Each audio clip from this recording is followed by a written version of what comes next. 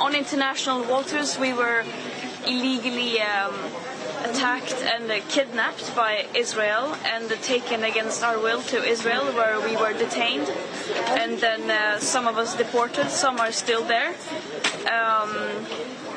There are very big uncertainties because it was quite chaotic and uncertain, so I don't really know what's going on. I haven't had a phone for many days. And what were the conditions for you over the last few hours? They were absolutely nothing compared to what people are going through in Palestine, especially Gaza right now. And this is yet another international a violation of international, countless of such, especially towards Palestinians, that Israel are committing by blocking and preventing humanitarian aid from entering Gaza. That is illegal. How did the Israelis treat you? We saw them giving out sandwiches on their social media. How did Yeah, they probably have posted lots of PR stunt videos. As I said, I have not seen anything.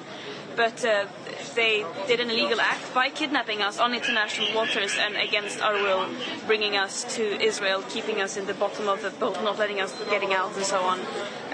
But that is not the real story here. The real story is that there is a genocide going on in Gaza and a systematic starvation following the siege and blockade now, which is leading to food, medicine, water that are desperately needed to get into Gaza is prevented from doing so. But of course there are many attempts like this mission, both by sea and land, to break that siege and open up a humanitarian corridor. Could I ask you, did you said you had no contact at all with any of your other colleagues from the boat when you were detained? Is that what you said? No, that's not what I said. I was just mainly speaking, and I don't really know what's going on. You don't know what's going on with the others? Are you worried about the others? I wasn't able to say goodbye. Are you worried about the others, that they might be detained for any length of time? Yeah, I'm very worried about them.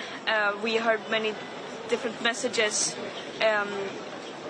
pointing towards that they would not make it easy. And there were troubles with being able to see lawyers.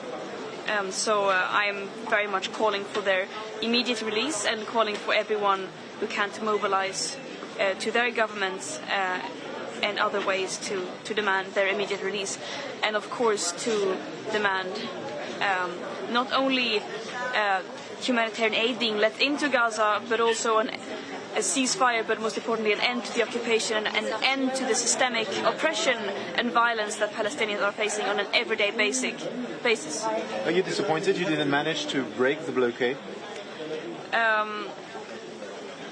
I'm